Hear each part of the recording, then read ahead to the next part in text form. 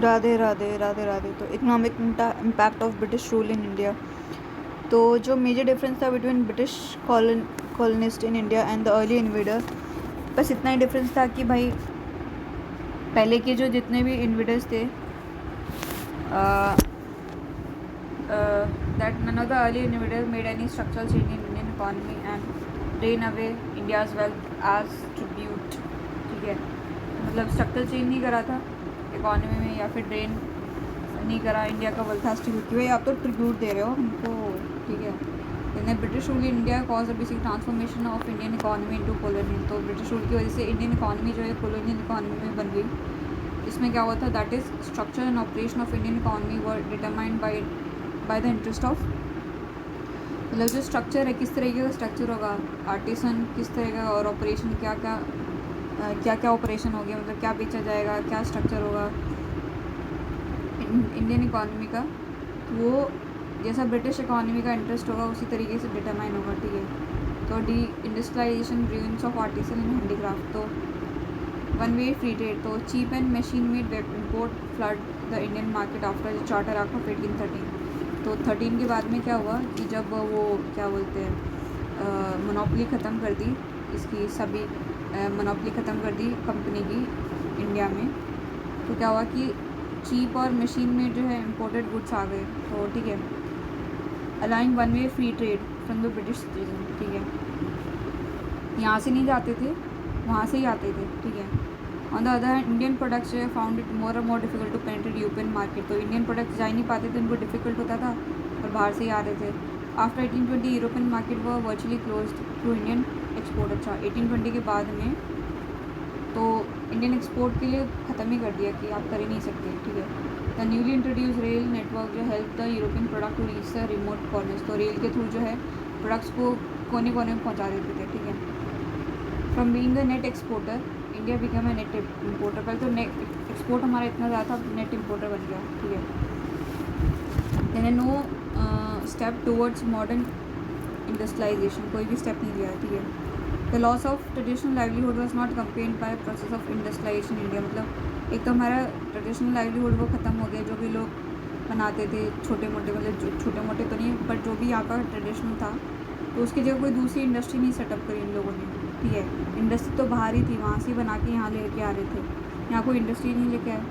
As happened in other repeat industrialise countries, जैसे वहाँ पे इंडस्ट्री सेटअप हो गई, फैक्ट्री सेटअप हो गई, यहाँ पे कुछ नहीं था ऐसा। ठीक है, इतनी लार्ज स्केल पे नहीं था। ठीक है, this resulted in deindustrialisation of India at a time when Europe was witnessing a reintensified industrial revolution. जब यूरोप में जो है इंडस्ट्रियल रेवोल्यूशन हो रहा था, तब यहाँ पे डी इंडस्ट्रियलाइजेशन हो रहा था इंडिया में। दिस वाज विटनेस एंटीगेस करने, this happened at time when Indian artisan and handicraft जो है वो already feeling the crunch due to loss of patronage by prince. ठीक है, तो जो पेट्रोनेज तो था ही नहीं उनके पास में, कोई सपोर्ट करने के लिए नहीं था princes and the nobility who were now under the influence of western taste and value. ठीक है, पहले तो ना तो वो पैसे दे सकते हैं, और दूसरी चीज़ कि वो भी वेस्टर्न और टेस्ट और वैल्यू के इन्फ्लुएंस में आ गए जो प्रिंस और नोबिलिटीज़ थी। इन्हें रूरलाइजेशन, तो another feature of deindustrialisation जो है क्या था, was the declining of many cities and process of ruralisation of India. तो पहले क्या था, इंडिया में सिटीज़ थे, टाउन्स थे, जहाँ पे कि ये एक्टिविटीज़ होती थी मैन्युफैक्चरिंग की। ठीक है, तो ये सिटीज़ डिक्लाइन हो गई क्योंकि पर्टिकुलर सिटी किसी पर्टिकुलर काम के लिए जानी जाती थी। मान लो कॉटन ट्रेड के लिए, मान लो आयरन स्मिथ के लिए, या फिर कुछ लकड़ी के काम के लिए, तो वो काम ही नहीं रहा, तो सिटी का जो भी मतलब था वो भी नहीं रहा, तो सिटी जो है डिक्लाइन हो गई। फिर क्या, हर कोई रूरल एरिया में पहुँच गया, क्योंकि अब वो काम ढूंढना पड़ेगा, तो वो एग्रीकल्चर के थ्रू अपना पेट पाल रहे थे। ठीक है, तो फिर क्या हुआ कि मैनी जो artisan face the diminishing returns and repressive policies in Bengal during the company's rule. Artisans were paid low and force to sell the products at low price. ठीक है, तो उनको उनके प्रोफेशन को छोड़ना पड़ता था, विलेज में जाना पड़ता था और एग्रीकल्चर करना पड़ता था। तो इससे क्या हुआ कि लैंड पे ज़्यादा प्रेशर हो गया। ठीक है, एग्रीकल्चर सेक्टर पे ओवर बर्डन हो गया वो। इससे क्या हुआ कि पॉवर्टी हुई ड्यूरिंग ब्रिटिश रूल एंड दस upset the village economic setup. ठीक है, तो विलेज की इकॉनमी थी वो सेटअप जो है वो डिस्टर्ब हो गया कि हर कोई, मतलब जहाँ पे एक की ज़रूरत है वहाँ पे 20 लोग काम कर रहे हैं, हर कोई पुअर है, तो मतलब एक आदमी जब 500 कमाएगा, अब वही 500 जो है 20 लोगों में बट रहे हैं, ठीक है। तो बहुत पंगे हो गए, 25-25 रुपये दे रहे हैं सभी को। देन इम्पोवरिशमेंट ऑफ पीजन, तो government only interested in maximisation of rent and in securing share of revenue and had enforced the permanent settlement system in large part। तो बेसिकली गवर्नमेंट को वही मतलब था कि रेंट बढ़ा दो, रेवेन्यू बढ़ा दो, तो उन्होंने परमानेंट सेटलमेंट ले आए, ठीक है। तो transferability of land was one feature of the new settlement which cause the great insecurity the tenant who lost all the traditional land in the hand, ठीक है, राइट्स इन। बेसिकली जो land जो transfer होना permanent settlement में एक ये नया था कि आप लैंड भी ट्रांसफ़र कर सकते हो अगर आप पे नहीं कर पाओगे, ठीक है। There was little just spending by the government on the improvement of the land productivity. Government ने बहुत ही कम स्पेंड करा था प्रोडक्टिविटी के लिए, ठीक है, इम्प्रूव करने के लिए। जमींदार के बेसिकली इंक्रीज पावर इस टोटल समरी विक्शन, तो जमींदार को बहुत ज़्यादा पावर दे दी, तो वो क्या है बेदखल कर सकते थे। डिमांड इलीगल ड्यूज एंड बेगार, ठीक है, इलीगल ड्यू बहुत ज़्यादा रेंट मांगते थे और बेगार बिना पैसे के काम करो, to maximise their share the produce, ठीक है, कि जो मतलब वो शेयर अगर मान लो शेयर वाले पे करे तो उसमें, ठीक है। एसेजन had no incentive to invest for improvement of agriculture, उनके पास उनको इंसेंटिव नहीं था, मेरे को क्या मिलेगा, मेरे को तो उतना ही देना है, ठीक है। The overburden the peasants had to approach the money lender to be able to pay the due to the zamindar, तो मतलब जमींदार को पे करने के लिए उनको मनी लेंडर के पास में जाना पड़ता था। तो मनी लेंडर कौन होता था? Often all who was often also the village grain merchant was the farmer to sell the produce, मतलब वो मनी लेंडर कौन होता था? वो विलेज का जो ग्रेन मर्चेंट है उनसे जो ग्रेन खरीदता था वही होता था मनी लेंडर, ठीक है। तो वो क्या बोलता था कि तुम लोग जो है सस्ते में बेचो मेरे को, ठीक है, अपने जो है कर्जा उतारने के लिए सस्ते में बेचो मेरे को, ठीक है। तो उनके पास में तो पहले ही पैसे कमा रहे, फिर उनको आगे ज़मींदार को देना पड़ रहा है, ठीक है, राधे राधे। द पावरफुल जो money lender was also able to manipulate the judiciary and law in his favour, obviously जो है जुडिशरी और लॉ को अपने फेवर में कर लेता था मनी लेंडर, क्योंकि पावर थी, पैसे की पावर थी उसके पास में। Region turn out to be ultimate suffer under the multiple burden of government zamindari money lender, ठीक है। इस hardship increase the time of famine and scarcity, famine पे बहुत ज़्यादा गंदी हालत हो जाती थी, ठीक है। This was as much true as zamindar area as in area under Ryotwari and Mahalwari, तो ये हर जगह पे ही यही सेम हाल थी, चाहे जमींदारी एरिया ले लो, रॉयतवाड़ी ले लो, महलवाड़ी ले लो, कहीं ले लो, महलवाड़ी, ठीक है। Emergence of new land relation ruins of old zamindar, तो बाई 1815 में क्या हुआ, half of the land in Bengal had pass into new hands. 1815 तक क्या हुआ कि बंगाल की जितनी भी जगह थी वो नए हाथों में चली गई, तो न्यू जमींदार जो थे उनके पास में ज़्यादा पावर होगी, but later on no avenues for investment, power तो ज़्यादा थी पर पैसे नहीं थे और ना ही कोई इंटरेस्ट था इन्वेस्ट करने के लिए। Restore to land grabbing and subinfeudation, तो लोगों ने लैंड हथियाने लगे और अपने अंडर छोटे छोटे और ज़मींदार को देने लगे, क्योंकि वो डायरेक्टली नहीं देखते, डायरेक्ट क्या देखेंगे, उनके और भी तो काम है, ठीक है। सब इंफ्यूडेशन, ज़मींदार के अंदर ज़मींदार, ज़मींदार के अंदर ज़मींदार, इस तरीके से हो गया। तो इससे क्या हुआ कि increase in number of intermediaries to be paid give rise to absentee landlordism and increase in the burden of peasant, तो मतलब डायरेक्टली कोई इंटरेस्ट ले ही नहीं रहा है, वो अपने अंदर और किसी को देख लेगा, वो अपने अंदर और किसी को देख लेगा, तो बर्डन बढ़ता ही गया कि लेयर बढ़ गए, ठीक है। Since the demand for the land was high, price went up and so did the liabilities of the peasant, ठीक है। प्राइस बढ़ गई, डिमांड बढ़ गई, तो लाइबिलिटी भी बढ़ गई। विद नो ट्रेडिशनल और benefit ties with the tenant, the zamindar had no incentive to invest, तो ज़मींदार के कोई ट्रेडिशनल टाइज ही नहीं थे, कोई बाहर का कोई आ रहा है, मतलब कोई इसी जगह कोई ज़मींदार है तो चलो ठीक है मैं यहीं रह रहा हूँ, तो बढ़ेगा तो मेरे को ही फ़ायदा होगा, पर कोई बाहर का आ रहा है, कोई ट्रेडिशनल या बेनिफिट टाई ही नहीं थी, भाईचारा ही नहीं था, तो इनको कोई इंसेंटिव ही नहीं था कि मैं इन्वेस्ट करूँ एग्रीकल्चर को इम्प्रूव करने में, ठीक है। ज़मींदार का था इंटरेस्ट था, ज़मींदार they only in the perpetuation of British rule and in opposing the national movement, अच्छा तो उनका यही था कि भाई ब्रिटिश रूल बढ़ता जाए, ये मेरे को पैसा दे रहा है, यही मेरे को पावर दे रहा है, और जो नेशनल मूवमेंट कम होना चाहिए, क्योंकि नेशनल मूवमेंट हट जाएगा तो इक्वालिटी आ जाएगी, ठीक है, हम पीजन के बराबर आ जाएंगे, और क्या बोलते हैं हमारी जो पावर है वो चले जाएंगी, हमारा जो स्टेटस है वो चला जाएगा, तो नेशनल मूवमेंट को अपोज करे थे। Stagnation and deterioration of agriculture, Then a cultivator had neither the mean nor any incentive to invest in agriculture. तो कल्टिवेटर के पास में बेचारों के पास पैसा ही नहीं था, ना ही इंसेंटिव था. जमींदार had no roots in the village, बाहर के थे. और the government spent little on agriculture. Technical और मास एजुकेशन का हमने बहुत ही कम स्पेंड करा है. एजुकेशन पे, मास एजुकेशन पे, टेक्निकल पे, एग्रीकल्चर पे. इन सब से क्या हुआ कि फ्रेगमेंटेशन हो गया लैंड का. Due to subinfeudation made it difficult to introduce modern technology which cause the perpetually low level of productivity. Subinfeudation हो गया कि तो फिर मॉडर्न टेक्नोलॉजी को बहुत ही कम इंट्रोडक्शन हुआ. ट्रैक्टर ही नहीं आ रहा, हाथ से काटे जा रहे हैं, या फिर हाई वैरायटी ऑफ वो नहीं आ रहा है. ठीक है, तो राधे राधे. काम जो है बेकार था. तो ना फेमाइन इन पॉवर्टी, तो फेमाइन बार बार आ रहा था, तो ये बेसिकली कॉमन फीचर था. तो फेमाइन जो है, फेमाइन मतलब भुखमरी. तो famine were not just because of food grain scarcity but due to direct result of poverty unleashed by colonial force in India. तो ये भुखमरी की वजह से नहीं था कि फूड ग्रेन की स्कैसिटी, बट क्योंकि लोग वो खरीद ही नहीं पा रहे हैं, उनके पास में पैसा ही नहीं है खरीदने के लिए. ठीक है, तो बिटवीन 1850 एंड 1900 2.8 करोड़ पीपल जो died in famine. In commercialisation of Indian agriculture. तो in later half of the 19th century क्या हुआ, another significant trend was the emergence of commercialisation of agriculture. तो एग्रीकल्चर को कमर्शलाइजेशन करने लगे.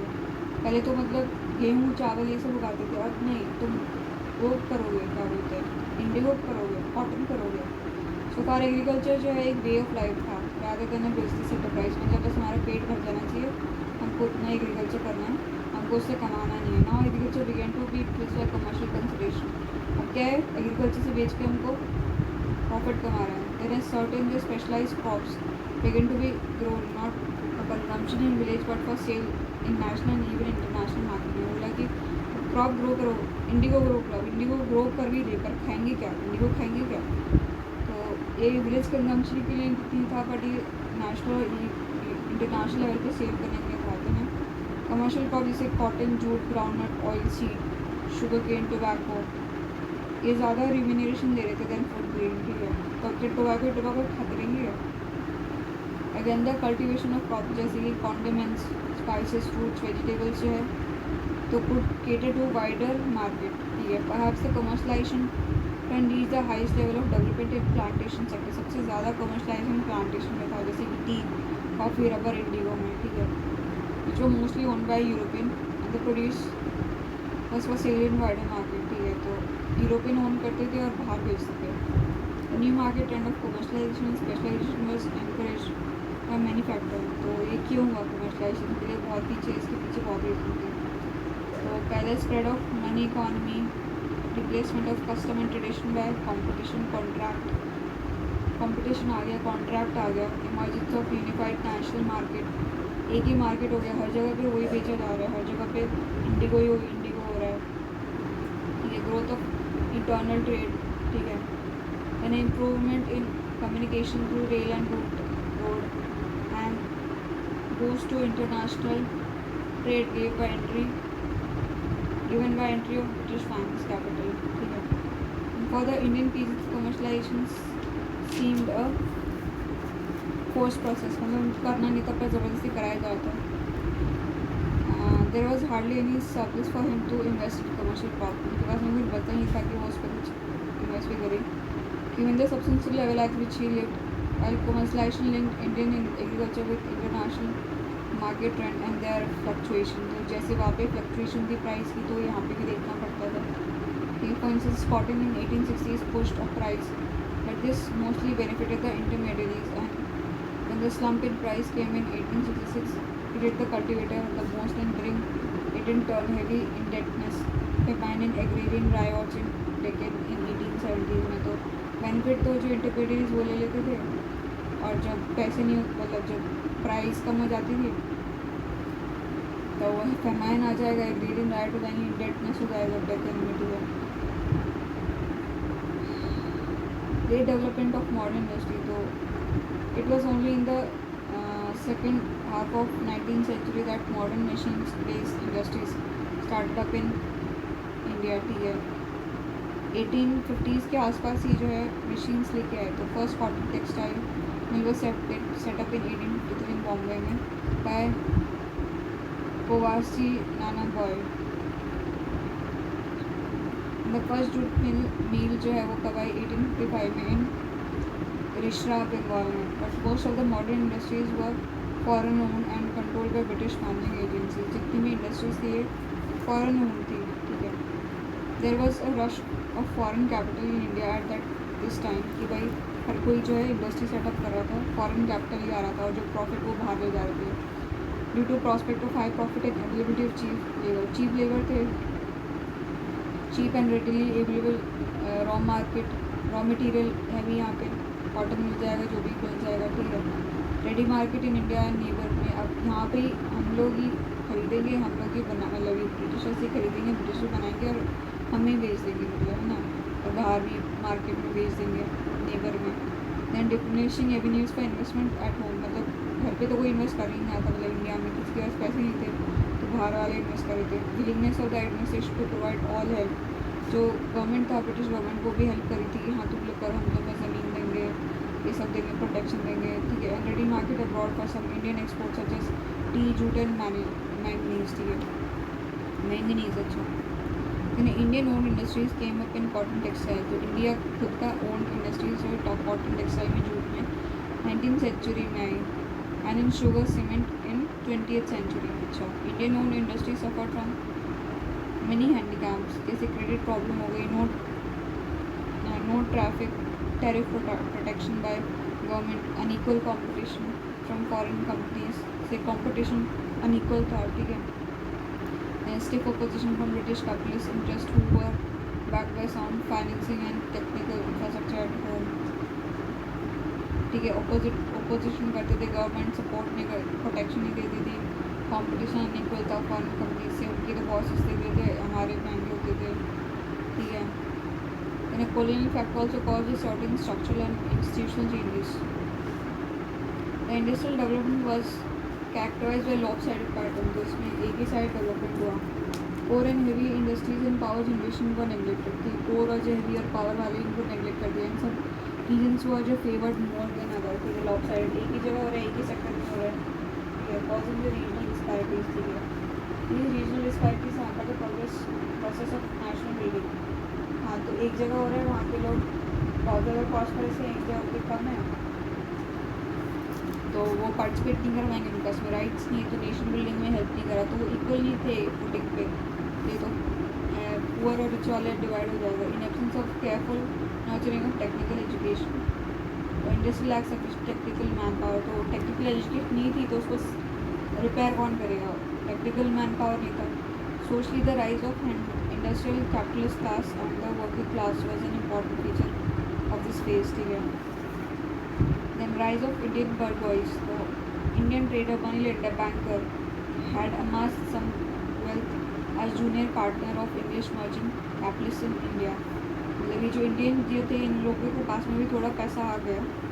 ठीक है, they role fitted in the British scheme of colonial exploitation. तो उनको जो है फ़ायदा था, जो कॉलोनियल ब्रिटिश जो लोग एक्सप्लॉयट करे थे, तो उनका फ़ायदा था यहाँ पे भी. The Indian money lender provided loan to the hard pressed agriculture and thus facilitated the state collect. तो इंडियन मनी लेंडर पीपल्स को पैसा देता था, फिर इससे हेल्प होती थी कि भाई स्टेट जो है को रेवेन्यू मिलेगा. द इंडियन ट्रेडर कैरिड जो imported British products to the remotest corner and helped in movement of Indian agriculture product for export. तो जो ट्रेडर था वो ब्रिटिशर्स के जो प्रोडक्ट थे उसको अंदर ले जाकर इंडियन के प्रोडक्ट्स को एक्सपोर्ट कर देता था. ठीक है, तो इंडियन बैंकर जो है help both in the process of distribution and collection. तो इसमें क्या होता कि डिस्ट्रीब्यूशन, जिसको पैसा चाहिए था डिस्ट्रीब्यूट कर लेता था, और जिसको डिपॉजिट करना था तो डिपॉजिट भी कर लेता था.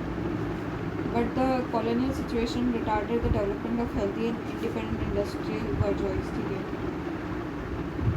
तो जो इंडिपेंडेंट हेल्दी bourgeoisie है वो नहीं डेवलप कर पाए. And its development was different from other independent colonies like Germany. And तो जैसे वहाँ पे डेवलपमेंट हो रहा था वैसा इंडियन bourgeoisie का डेवलपमेंट नहीं था. तो nationalist critique of colonial economy, that the early intellectuals of the first half of the 19th century supported British rule under the impression that it would modernize the country based on the latest technology and capitalist economic organization. तो जो पहले moderate से intellectual से उनको लगा कि भाई British लोग हमें सपोर्ट हमारे लिए फ़ायदा करेंगे क्योंकि ये मॉडर्न इंडस्ट्रीज लेके आएंगे, लेटेस्ट टेक्नोलॉजी लेके आएंगे, वहाँ पे न्यूक्लियर वेपन यहाँ पे भी लेके आएंगे, वहाँ पे ट्रैक्टर चल रहे हैं यहाँ पे भी ट्रैक्टर लेके आएंगे, ठीक है, एंड कैपिटलिस्ट इकोनॉमिक ऑर्गेनाइजेशन, ठीक है. After 1860s the disillusionment started to set in among the politically occasions conscious and thus they begin to probe into the reality. 1860 की बात की उनको असलियत पता चली, ठीक है. The foremost among these economic analyst was Dadabhai Naoroji, grand old man of India. तो सबसे पहले जो थे इकोनॉमिक एनालिस्ट जो थे उन्होंने यही थे, ठीक है. वो after brilliant analysis of the colonial economy put forward the theory of economic drain in poverty and British rule in India. तो उन्होंने बुक लिखी poverty in un British rule in India. उसमें बोला कि भाई इकोनॉमी को बहुत ज़्यादा ड्रेन हो रहा है, पैसे का पैसा भारी जा रहा है. अदर इकोनॉमिक एनालिटिक्स जैसे कि जस्टिस महादेव, गोविंद रानाडे, रन पैसा रन हो रहा है, Govind Ranade run run run हो रहा है, ठीक है. रोमेश चंद्र दत्त पैसा जो है रोम में ही जा रहा है वापस, ठीक है.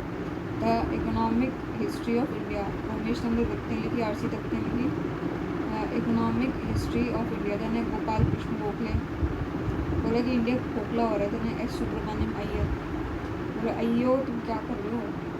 एंड पृथ्वी चंद्र रे, ठीक है, बोला कि पृथ्वी और चंद्र तुमने दोनों ही क्या बोलते हैं रूप लिए.